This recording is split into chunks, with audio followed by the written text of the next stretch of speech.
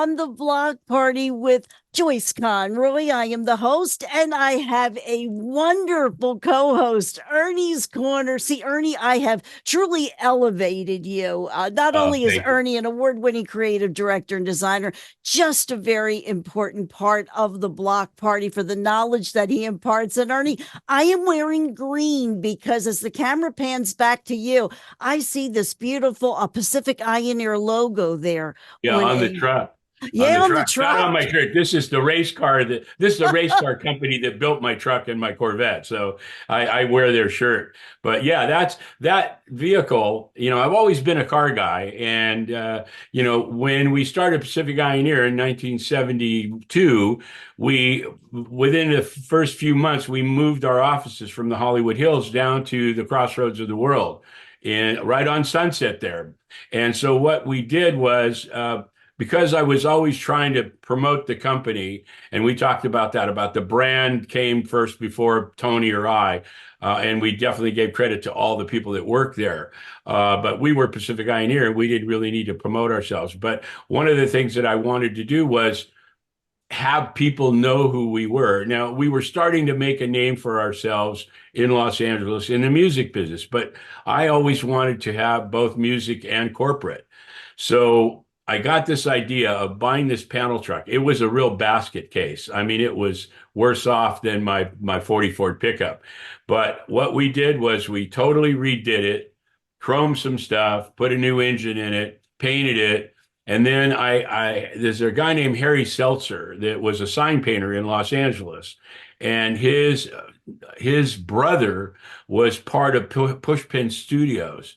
He was an illustrator, Seltzer. I can't remember the brother's first name, but his brother was part of Pushpin Studios, and that's kind of how we met. And he did a bunch of, in fact, when we did the Muscle of Love cover on the sleeve there with the group out in front of that mud wrestling place, Harry did all the signage. He painted all the signs on there and the graphics of the girls and stuff that we had on the building.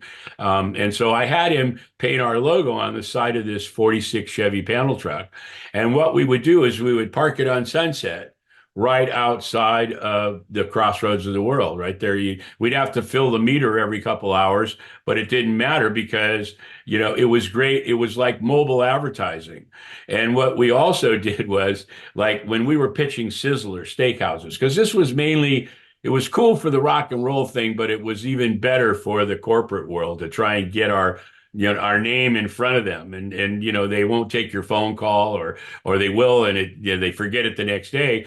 What we would do is we would take it, for example, Sizzler Steakhouses, we were pitching them for business, and what I did was I took it and parked it in their parking lot in the morning, before anybody got there, and I parked it right in front. The best space you could see. Anybody going into the building would see it.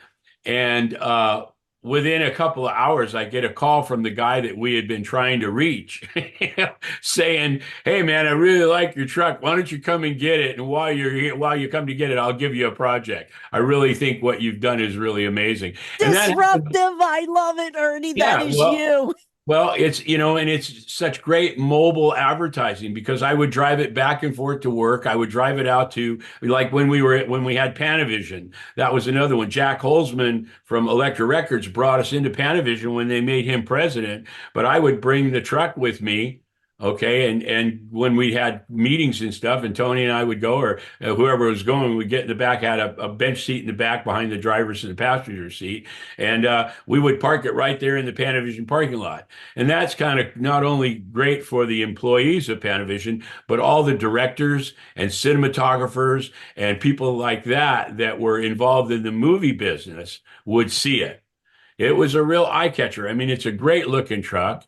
And it was really kind of simple. It wasn't flashy. It didn't have, racing stuff on it or anything. It was just a piece of mobile advertising. And it was great because I was able to build it and charge it to the company, because it was it was like doing promotion for your company. So there it is, it's a mobile advertising piece. So that went over really, really well. And it was part of the music business too. For example, Lee Dorman, who loved cars, would come and get it and drive it. I'd let him take it during the day, and he'd drive it around and stuff. And he had a car lot on Sunset right there by the billboard that was one of the first music billboards that you would see as you're going down the Sunset Strip.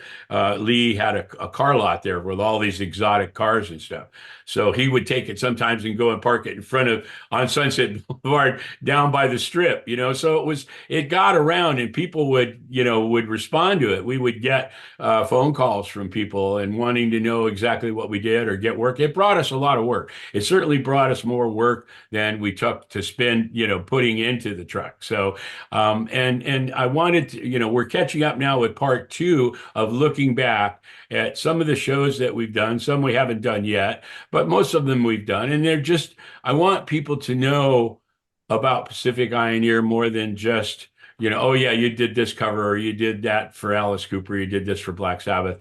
I want people to know about the work that we did and the people that did it. It wasn't just me. It was people like Drew Struzan. I sound like a broken record. Carl Ramsey, Bill Garland, Ingrid Hinkey, Joe Garnett. These people were all part of the great work that we were able to do.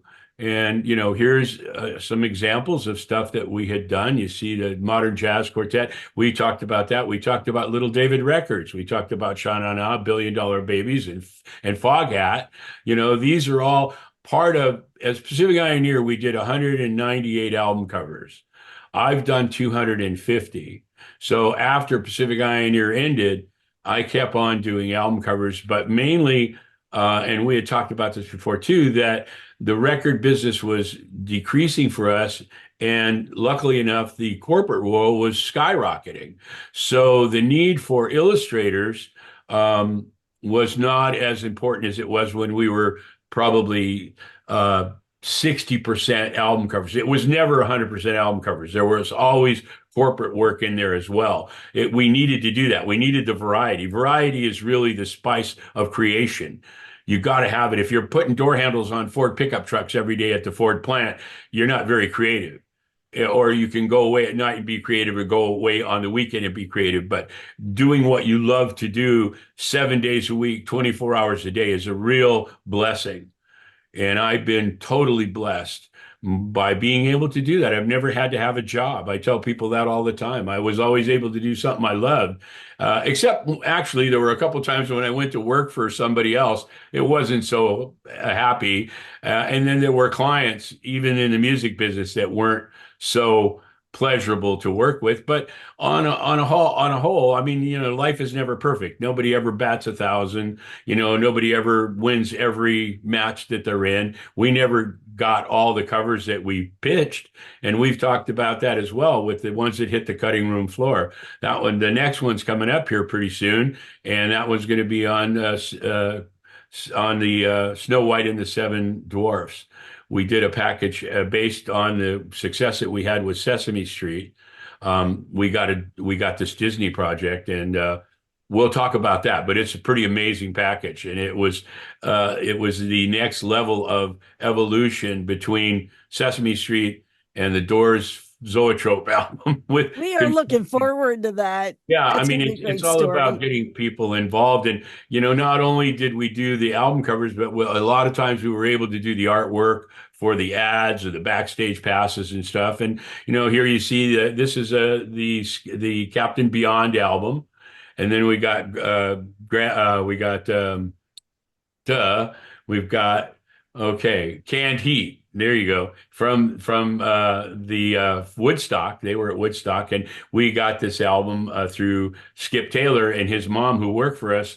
She was a receptionist at Pacific Ioneer, and Skip was managing them. And he had already known about us because his mom was working with us, and he was managing Canned Heat, and reached out to us and asked us if we would do that album. It's a beautiful cover that Drew did the illustration, and Mary Travers. And then Big Bamboo was one of those covers that I didn't get the credit for, but I did it. And Cheech and Chong knows it, just along with School's Out and Shep knowing that I did that package as well. And I sent you those images for the correspondence between Shep and then the Grammy Association and my partner Tony. It was quite the fiasco. And but it's okay if I don't get credit for everything I did. I know I did it, and that's all that really matters at the end of the day. And I've got enough things that I've done that whether, people give me credit for, it's like the Rolling Stones song. There's John Pichet, there's Ruby Mazer, there's a half a dozen, Alan Aldridge, there's a half a dozen people that are staking their claim on that.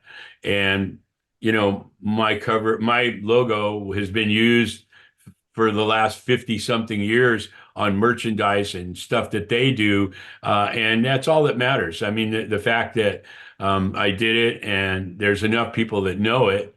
And thank God for, the block party and social media that's enabled me to get out there and really talk about it and present proof of sketches and comps and things like that and telling the story. It's so important. Each one of these covers, whether it's the Burton Cummings Above the Ground, which is probably one of the most beautiful album covers I ever did. And we had talked about that before at a session about how that magic of that photograph happened, to, Burns and Schreiber, and people like that, Mary Travers. I mean, that was just an incredible experience. Sha Na Na. We have Sha Na Na over here in the corner. And then there's even more. Kenny Rankin. We did that on Silver Morning, and Alice Cooper, Welcome My Nightmare. And then we got George Carlin and we got the Jefferson Airplane. And this was the $5 shoes was the second. We were nominated in the same year for two Grammys, for best album cover. This was one under Pacific Pioneer. The other one was Schools Out under, Craig Braun, and neither one won. And the apologies came from the Grammy Association to my partner Tony and Shep Gordon that, it was really up to the owner of the company to decide who got the credit. And oh, by the way, congratulations, Ernie, on $5 shoes. Which was, it was kind of cool, to just, and again, having all the artwork and stuff really sort of gives me further proof of what I did. I mean, if I didn't do it, how would I end up with all this stuff? I didn't find it in a locker somewhere, or, I didn't find it, somebody didn't give it to me. We worked and created each one of these pieces. And then you see over here's the Sesame Street album that we talked about, Alice Cooper's Greatest Hits, which is just such a beautiful cover and inside. Bill Garland did the inside, Drew Struzan did the outside. And these pieces are 30 by 40. And this front and back cover and the inside was done with graphite pencil on illustration board. People can't believe it. I think I had told you about my friend John, who came here from Chicago, and he's a huge collector, got 100 pieces in his collection. When he looked at that cover, he sat down on the floor and he spent probably 10 minutes just looking at it. And he couldn't believe it. I mean, when you think about graphite pencil, it smears. It's a hard medium to work in. Graphite pencil on a textured illustration board. That's a very hard thing to do without smearing it and making it look like mud. It gets on your fingers too, I think. Yeah, sure. And it gets on the palm of your hand as you're drawing and stuff, but never had any of that. One of the things that Drew used to do, especially when he was painting, was he had a stick, a dowel that he would use and balance his other hand with whether it was a pencil or a brush. And, I've noticed over having art history, a lot of fine artists, a lot of painters would use that same technique. They had that dowel, that pointer that they would balance the hand that they were using to, paint or draw. They would do that on it. And he would do that. I mean, it was like he wasn't just an illustrator. He was a painter. He was a fine artist that became an illustrator. He didn't have a lot of respect for illustrators because they compromised their art for money, as opposed to a fine artist that wouldn't change a brushstroke no matter how much money you had. And that was always part of the prestige of being a fine artist. I'm a fine artist. I'm not a commercial artist. I'm not an illustrator. Although times have changed and the fine art community, and I think Andy Warhol had a lot to do with that too, that understanding that it doesn't have to be a Renoir or a Van Gogh. I mean, the art changes and it with everything else. And now there's a special place for people like Drew and other people that J.C. Leyendecker and Norman Rockwell being accepted as fine artists. And Drew has already made that transition, and he's still alive. I mean, which is hard to really do. It usually happens years after you've passed away, but Drew's been very, very lucky to be able to do that. And then, here's some other covers. I got a couple repeats here. I just now realized that putting this together, but let's go to this next one. I don't think there's any repeats there. And we did 23 albums for Alice. I'm sorry, 23 albums. What did I do for Alice? Oh, 13 albums. I'm sorry, 23. We did 23 of something else. But we did 13 albums for Alice, and you see some of them here. You see the From the Inside cover, which was really an amazing. And now they're celebrating 50 years, being around, and since it was released, and these things have become iconic. We've got, the Wes Bruce and Lang over here with those guys. They're really amazing. We've got, the Alice Cooper Dada album. You've got the Doors Zoetrope album, the Full Circle. And this was a tour poster that we did for, oh God, losing my mind here. Can't remember the group right offhand for this, but that's a tour poster we did for, it wasn't Wet Willie. It was for, was it for Wet Willie? I thought it was Wet Willie there, Ernie. But maybe it is. I Maybe think it it is. is. I think it is too. Sometimes I get mixed up because there's so many different ones, and they each have a Sure. story, and there's all this craziness. And what you see over here is the $600 and a Mule play that Quincy Jones produced, and we did this logo for him, and we did his logo that he still uses to this day, which is really pretty cool. And that is a Wet Willie, you're right. And then over here we have a cover that Joe Garnett and I did called Cowboy. It was a group called Cowboy. And this is going to be an upcoming show because we haven't talked about that group. And it's not as well known as Marshall Tucker or Leonard Skinner, but it was around that same time when country, Western country music was becoming really, with the Allman Brothers and things like that, really having a space.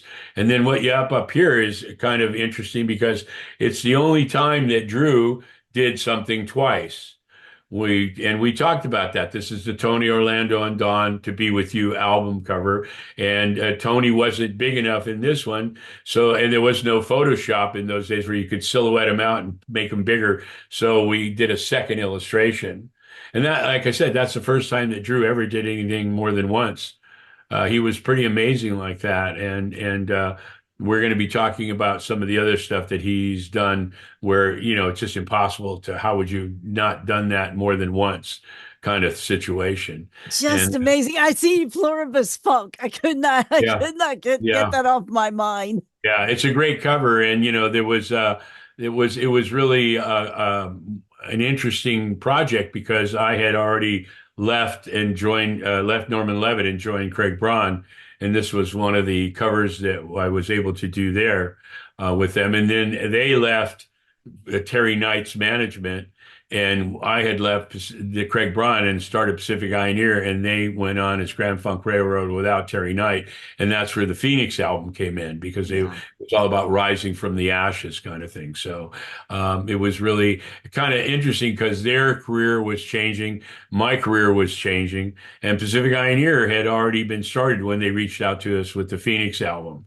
So it was very cool that we were kind of experiencing the same kind of changes that they were experiencing at the time. And then what we have here is some of the logos that 536 album or 500, I think 536 logos that I've done in 52 years. So it's like a marathon. And they're all so amazing. Yeah, and these are mainly music, but then I brought in a couple other ones down here, Nestle and Forbidden, the tequila that we were going to do for Brooke Burke through Shep Gordon, because a lot of what we did probably for every album cover we did that we probably did another 6 or 7 corporate pieces. So the corporate piece became very important to us all along from the history of my career to throughout Pacific Ioneer, and great training for the illustrators that were working at Pacific Ioneer because we weren't just doing album covers. Everything wasn't a square. There are things that, you really need to have that variety. It is truly the spice of and the fuel for creativity. Once you start pigeonholing yourself, excuse me, you really kind of you become history. It's very hard to get out of that pigeonhole. We see it happen all the time with musicians, actors, anybody that's got a career. It's hard to change. Once you become established and once you're known for that, it's very hard to get people to understand there was more to me than just that. You're very right. And you stop yourself from learning. And Yeah, sometimes, you have to get into that arena, maybe being a little bit uncomfortable and uncertain. And I think you are doing a service because I want to say something. You made a great decision, a life word decision to get involved with the branding. yeah, And musicians, I think, also need to understand branding and trademarking, how important they are. So there is a learning experience right there with the corporate work that you've done and that you've shared. yeah. And it's true what you're saying because when we first started, branding was something that was really not really known in the music business, not really. It started when things like Jesus Christ Superstar and other things, the Rolling Stones tongue, those things became, they were, before they were called a brand, they were called the group. This is the Rolling Stones. This is Alice Cooper. This is now it's all about branding because they realize, like you said, the importance of creating a brand, staying true to the brand. And I think it was late to come to music because um, everything became different. After the Beatles, music changed. The way it was presented, the way it was listened to, the way it was received by fans changed. It went from the 50s to the 60s, and music wasn't like the new single didn't sound like the old single. And that, wait a minute, that's not what I'm used to seeing, and I always use for a perfect example of that Lou Reed when he did Walk on the Wild Side. And that's what people want. That was probably his biggest hit ever.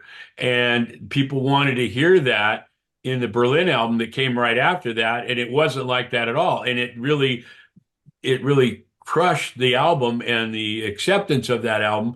But now today, after 50 years, it's come back around and people realize that it really is something unique and something different because we've been now trained to accept that and expect it. More than accept it, expect it. And that really helped change music too, because groups couldn't make the next single sound like the old one. It's like us with album covers. I did 250 album covers. I can show you outside of the series ones that we've talked to, like Blues Masters and others, where it had to have that conformity across the entire release. I can show you the albums that we did that none of them looked the same. And because none of the groups were the same, they may have shared country music or rock and roll or heavy metal, but they were a different group. They weren't a mimic of the other group that they were, in competition with. So I think that's one of the things that made Pacific Ioneer so successful and sought out was because of that uniqueness. We customized everything that we did for that group, that individual. I said it not long ago to somebody about the Bee Gees logo. I didn't really do, and you see it right over here. I didn't really do the whole alphabet. I didn't do the numbers. I didn't do it. I just did their letters, and it was pretty easy because there was four E's, and so though that made it real easy, and the other three letters were, just designed after those E's. But it became uniquely theirs. And the next thing that we would have done for the Bee Gees, we didn't do anything after this full the um, main course album. But sometimes it only happens once with an act.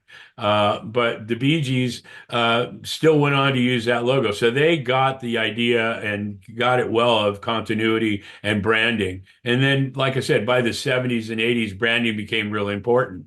And we realized that luckily we had the understanding from the corporate world to include it into our music world, which was really started to our advantage because we had the exposure, and to the illustrators' advantage because we had the exposure of the corporate world. We weren't just living in the rock and roll world, and companies like other companies like us, Camouflage, even Hypnosis, and Rod Dyer, companies like that. really, I mean, Dyer was different because Dyer had some corporate work as well, but not the kind of corporate work we had, not the amount of corporate work we did. Like I said before, we've done, you know, 6 or 7, maybe 10 times the amount of corporate work that we did with the music world. We were just lucky enough to establish the equity of what we were doing and the exposure that we got from the music business. It was a great jump start for us.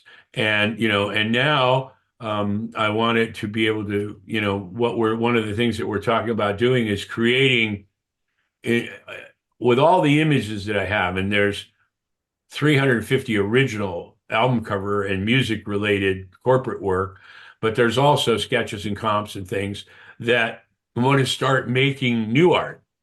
Wow, that's great. So what you see right here is new art. This never existed. This piece never existed. It's made up of all these other pieces that we did, pieces and I'm going to do even more different ones and making the compositions even greater and more inclusive because people really like that kind of stuff. And it also shows the exposure that we got and the reach that we were able to get through companies like Coca-Cola and Nestle. I'm going to be incorporating some of those images into the music thing, the same way Pacific Pioneer was. We just didn't do album covers. We just didn't do corporate work. We did both. And in the beginning, the music work was really a negative for us. And I think we had talked about that before with people not understanding that we could do corporate work as well as doing rock and roll. There were some that were very progressive that saw that and had the vision. But, a lot of, in the beginning, corporate world was really a pushback on us because our music wasn't really selling products, not like it is today. It started with the 50s music selling products. And now you have musicians selling their library of music to the corporate world to be used in merchandising and promotion of products, consumer products.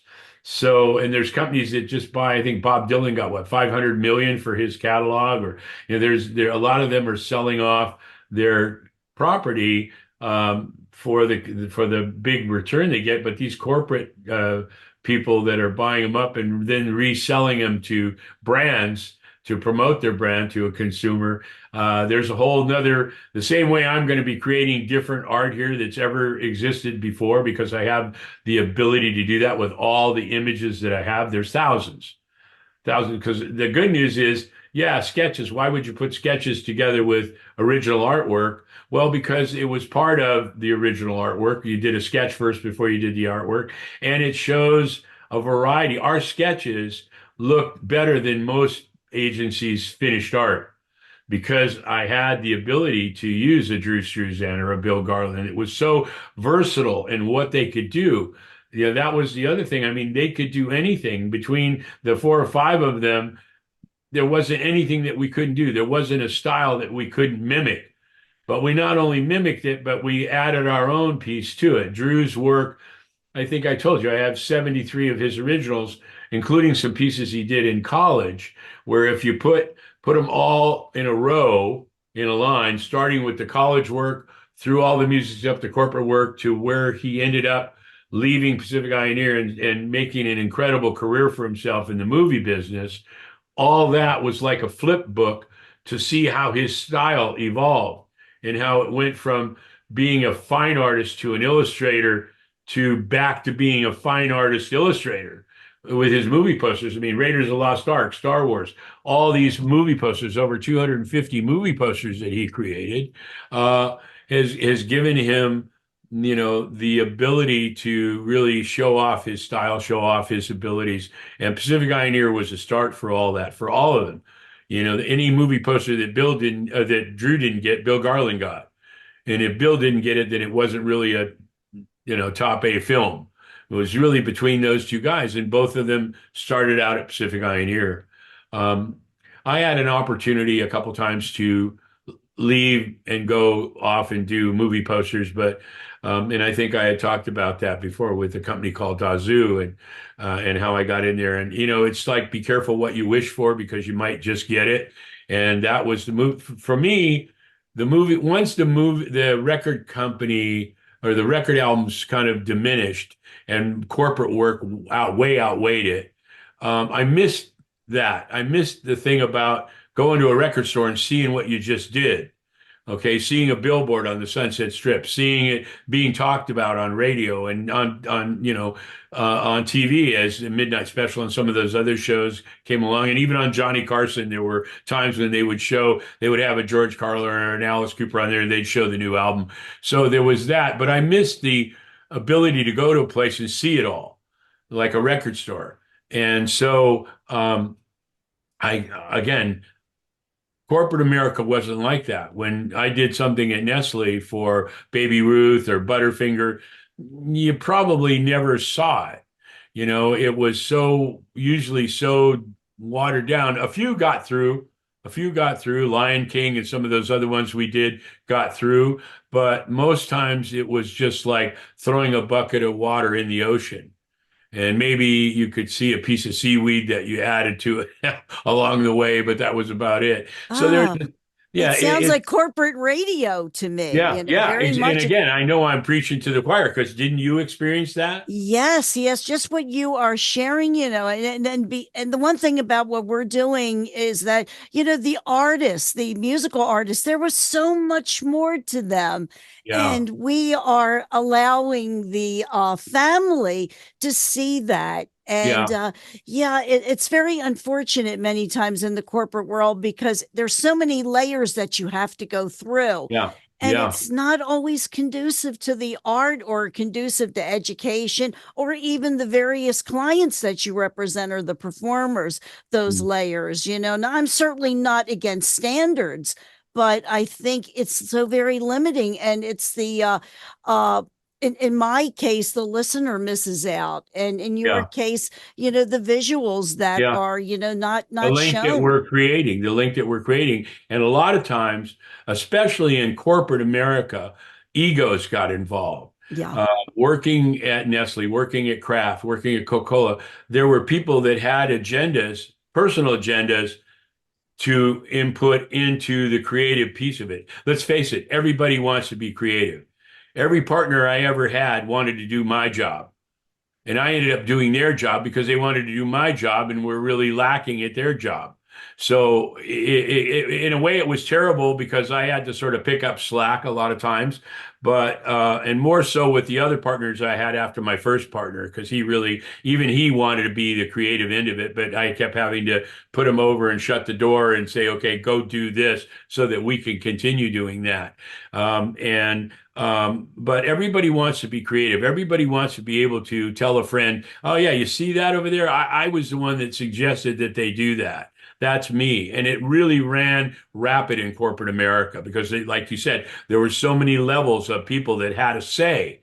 There's that old adage, too many cooks in the kitchen ruin the product. And it really held true in corporate America. That's why a lot of times, and I noticed that after 30 years at Nestle, they would buy brands and just trash them, trying to make it better.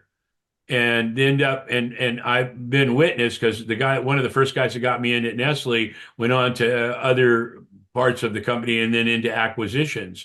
And he brought me along a lot of times. And they would buy a company that was very successful in a region, and they'd bring it into the under the umbrella, and they'd get their marketing people, they get their PR people, they'd get all these people involved in evaluating I'm sure musicians go through that too. Yes, You they have to get the do. record company, and you got some jerk that has a tin ear, and he's telling you, "Well, I don't hear a single here. You guys are going to have to go back into the studio." I mean, that ran rapid to musicians, so we all get it. Anybody that's in the creative process, like you, like me, like musicians, like artists, you're going to run into that because people want to really feel like they contributed.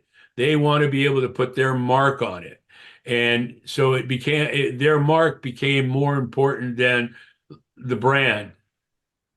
And, didn't really have that very much in the record business because it never really, for us, it was mainly the group. If we could win over the group, then 99% of the time the manager would go along with it. Okay. You didn't have marketing people. the manager dealt with those people in the Yeah. record company. They were there, but we didn't have to deal with them. And when we were done with it, that's when it went to the record company. And in the case of the greatest hits album for Alice, when we did that album, the record company pushed back on it, saying that there's 14 people here that are still alive, and there is a possibility of lawsuits. So you have to either get a different album graphic or change those heads of the people, and that's what we did. And it was really kind of interesting because here's a finished illustration done in graphite pencil that we talked about that the image had to be lifted. We, instead of Oh, changing the oh. body of the person, male or female, we looked for actors and actresses that were already dead that we could replace that person with. For example, on the inside cover that Bill Garland did, there's Mickey Rooney and he's dancing with Judy Garland. Well, we couldn't use Mickey Rooney because he was still alive. We could use Judy Garland, so we had to change that person. And what we had to do, we just couldn't put anybody's head on there. It had to be somebody that was of the same physical stature of the person we were replacing. Luckily for us, and unluckily for him, Alan Ladd had passed away, so we put Alan Ladd in there dancing with her, and that happened. The only stars that are represented on the outside and inside of that cover are Groucho Marx, because Alice was still really good friends with him, and the group, the band. Everybody else had passed away. And that's the only way we could get the record company to take that graphic. And it was like I said, it was very interesting to watch them with kneaded erasers lift up the graphite off the surface. And the way they did it, the way they drew, the way Bill drew, and what Drew had taught him about working with graphite, working with colored pencils, you can't really use it hard. You can't press down hard because it'll leave an indentation that you can't get rid of. Like if I drew an outline of your face and your features and then tried to shade it with, using rubbing the graphite to make it softer. If I tried to lift that up, the features that I put in there in a hard way would make an indentation. It's like we've all seen those in the movies where they get the notepad that somebody wrote on, and the first page is gone, but they can take graphite and smear it over because it made an impression when they pressed down on it. We've all seen that, and it's true. And the same thing held true here. The fact that they were able to just do it lightly and make it look good was a real asset to when we had to change them, because there was no indentation that would not render smoothly. You can't go over something like that and get rid of the indentation. So, I mean, it's a little known thing that most people really wouldn't even stop to think That about. is great that you shared it because I have the greatest hits. And I think if anyone has it, they're going to, now knowing this, will probably appreciate, what went into that particular album cover. Ernie, are you ready to do a mind meld? I am. And I just wanted to just show one last thing Oh, here, I'm looking which at is this. For we our have. friends who are listening on audio, just letting you know there is a video that goes along with our Ernie's Corner chat. So you will get to see these beautiful designs that Ernie's talking about. Wow, Ernie. We have over 3,000 photographs. And these are just some of them, between Scott Inyart, who is a staff photographer at Pacific Eye for years. He also did Playboy. He did, all these other corporate clients that he had done. And Hollywood, the TV Guide. He had a lot of really amazing TV Guide covers. But this is some of the rock and roll stuff that we had done together, and music stuff. And so part of what we're going to be doing in the future is talking about some of the photography, because we have it. There's stories behind each one of them. And we haven't even shared those pieces yet. So again, this next year is going to be pretty amazing. And yeah, a mind meld. I mean, I don't know. There's so many different Keith, I know. I'm always asking um, these big questions and all. yeah. I picked out. Let me see. I picked out maybe one or two. Okay. Well, I would go, first of all, I would go with an Alice Cooper thing, and only women bleed, I think would be an amazing. I mean, that to me, that was like Bob Dylan proving that he could sing with Lay Lady Lay on the Nashville Skyline album. Only Women Bleed proved that Alice Cooper could sing. It's a great ballad. And so I would go with that one, and then I would probably go with the Bee Gees and Main Course. Now me, it's those showbiz shoes. I love the way Burton does that. And you know what Yes. happened? I always have this agenda before we do our Ernie's Corner. When you brought that truck out, you know what started coming to mind for me? I Get Around by the Beach Boys. Yeah. Round, round, get around. I get You around.